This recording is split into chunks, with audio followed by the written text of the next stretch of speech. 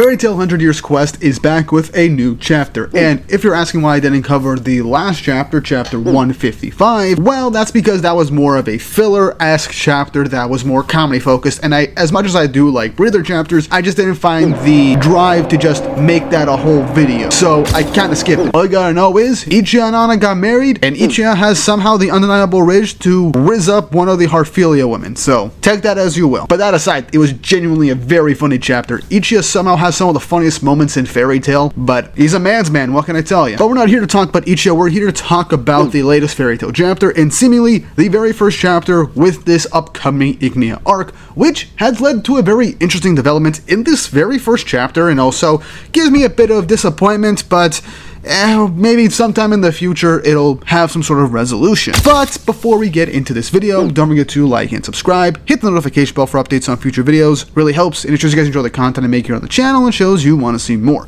Fairy Tail Fridays have just been a consistent hit lately, especially with Fairy Tail Explained videos and some discussion, so I'm hoping the chapters get that sort of type of attention as well, because I feel like now we're barreling towards some really hype moments for this arc, as Ignia has been built up a lot. Check out my video on Ignia hype.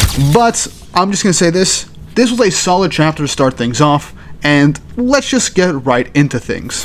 Chapter 156 of 100 Years Quest, titled Brian. Very mundane name, but the cover image I like is Bacchus and Kana having some drinks and a picnic. You know what's funny? I actually don't ship Kana and Bacchus. They legitimately are just really good drinking buddies at this point. I feel like they're just a platonic drinking buddies at this point, and I just find that kind of fun and wholesome, despite them just drinking each other under the barrel. And no, it's not just because I kind of simp for Kana, and you know what, let's just move on to the chapter. We start off at the town of Hawthorne, which is a port city in Geltina.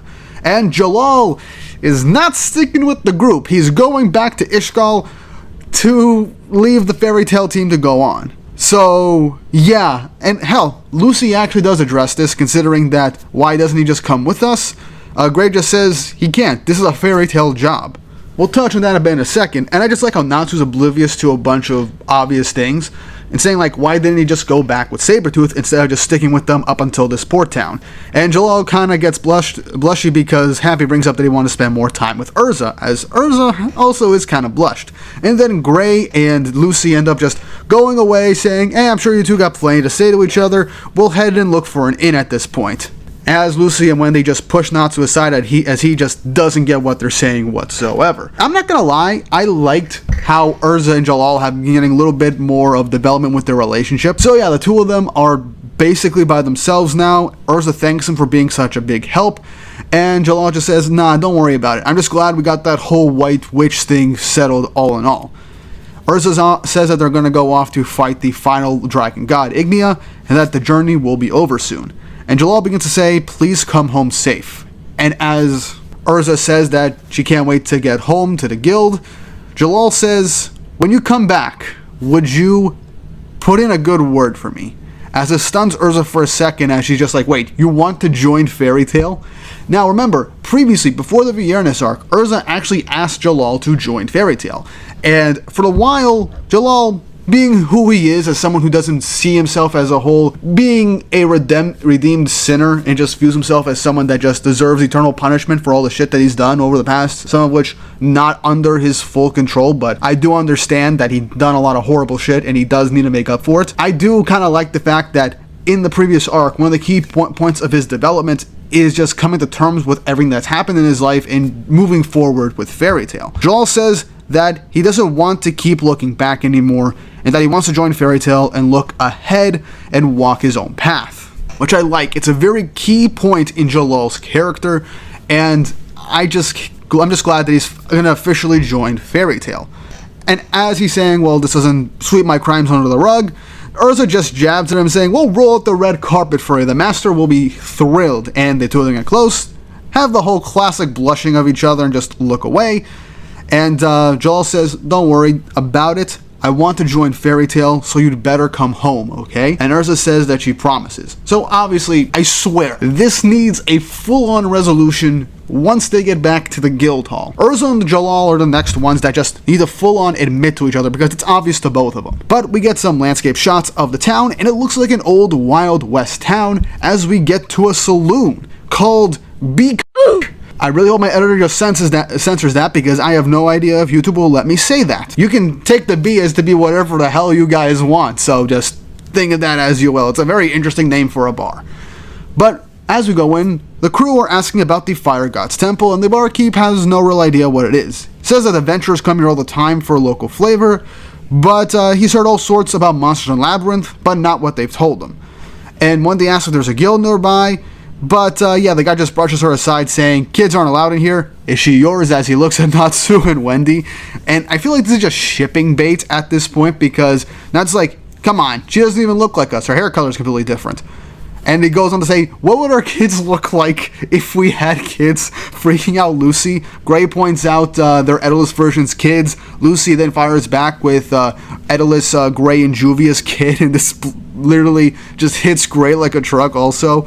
So I really just feel like Mashima likes teasing people about shipping with these characters groups in particular, because they're the main ones. I don't know. It's very weird, but also sometimes funny and frustrating at the same time for people that like the ships. Tangent aside, Carla ends up asking if there is a guild nearby, as someone in silhouette says there sure is, as the barkeep is terrified, calling this person Brian, saying that they're outsiders, leave them be. As this guy that in shadow says, I'm hungry, wearing this top hat and drinking a bottle of booze, says something like rumbly tummy, so obviously his character has to do with being hungry. As he goes up to Happy and Carla, saying that they look tasty, we get his full design, and he has like a type of Mad Hatter Joker-esque aesthetic, and this guy looks sick, I'm not gonna lie to you. He looks really cool. I like the face makeup, I like how he has this marking on his neck, the checkered top hat and all that. I don't know if that's the actual colors, but that seems to be what it is. Anyway, he's staring down at the egg seeds as Natsu gets up in his face, and this is also a really nice panel. Whenever Natsu just gets angry and just goes right in someone's face when they piss him off, you know things are gonna get hype, and it's gonna be fun to see, because if there's anything, whether you love Fairy Tail or not, one thing you could expect to be hyped about is when Natsu decks a fool in the face, which is where this is obviously leading towards. Natsu confronts the guy and says they're his friends, and has him say he's sorry. The barkeep is trying to be like, no, please, don't intimidate him, but as he tries to explain who Brian is, Brian says, it's fine, I shouldn't have said that. It was rude of me to say they were scrumptious. I don't know how they taste, as he slowly opens his mouth with jagged, sharp teeth, as he ends up saying, I don't know how they taste yet. And the mouth that we saw in these panels is coming from his hand, getting full-on Datara energy from this guy with the mouth hand. As he goes towards Happy and Carla, it then expands into this giant, stretchy, creepy, horror-esque design to try and engulf them. But right before it eats Happy and Carla, Natsu then punches the man in the face with a Fire Dragon Iron Fist, hitting him with a nice dose of Fire Dragon Flames, knocking him down into the ground. Now obviously this action, since the whole saloon is afraid of Brian, are like, do these guys got a death wish? They hit Brian. As Gray and Lucy are wondering what's up with this guy, and Wendy checks on Happy and Carla, all of a sudden the flames begin to dissipate as Brian says yum, as he says he's got a full tummy. He gets up and Natsu's flames are gone. And he ate Natsu's flames. Let me tell you, he ate Natsu's flames. He fully absorbed the flames and he was not damaged whatsoever. Brian gets up, says the flames are delicious, and says thanks for the grub. Now this obviously sharks everybody, and I like how Wendy ends up saying that he didn't really technically eat the flames, he absorbed it through his body. So obviously his power seems to be to do with absorption and eating. So while he can create this hand mouth to devour shit, even just being hit with magic fire, he was able to absorb it through his skin, which is incredibly interesting.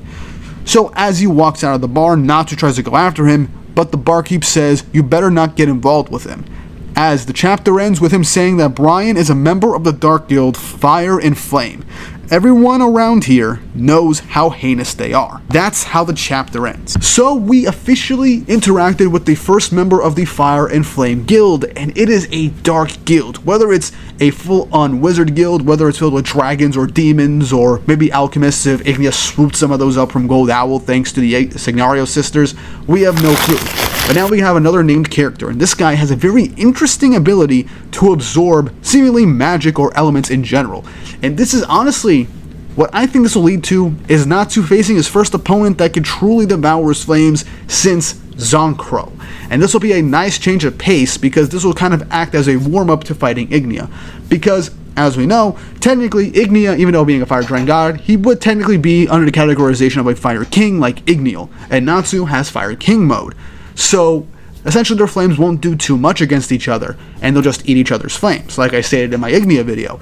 So this could be like a warm-up round for Natsu to figure out how to fight somebody that could just eat his own flames at any point in a fight. Now, who can fight this guy? I have no clue. It would be cool if it's Natsu so you can overcome it in some fun way, or just full-on brute force it. But I like that we got the full-on confirmation that Ignia's whole group is a dark guild in Giltina. Not an official one, but a dark guild. And Ignia is probably the guild master, if they go by that logic. Which would be a nice thing in parallel with Elefsir as well, being the first wizard guild, being marked after a dragon, and him being a dragon slayer. It'd be a nice whole full circle moment to an extent. But yeah, we got our first interaction with Ignia's guild, and this guy looks really awesome. His abilities, based off of visual appeal and just how it's been presented, seem incredibly difficult to deal with, and I'm very curious to see how Natsu and the gang will deal with this guy before encountering the rest of the Dark Guild members. So I feel like this opening section is obviously just going to be them encountering members of Fire and Flame, and taking them on, eventually meeting Ignia along the process. You know, standard stuff. Now, obviously, I would still love the idea that this guild is made up purely of dragons or demons, or perhaps even some type of dragon slayers or dragon eaters. That would be really cool, and it'd be a nice way for Diablos to get involved again with Celine, because they kind of sat out the whole Viernes Athena arc, so it'd be nice to get them involved as well. But that was the chapter. What did you guys think? How did you enjoy this introduction to the Fire and Flame Dark Guild and this new Brian character? How do you feel about the shipping moments that we've had in this chapter? Are you frustrated? Do you think that we'll actually get a conclusion or some more development in the future?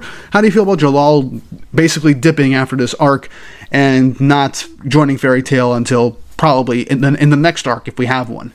Let me know your thoughts and opinions in the comment section down below. And if you haven't already, go ahead and subscribe, hit the notification bell for updates on future videos. Really helps, and it shows you guys enjoy the content I make here on the channel and shows you want to see more.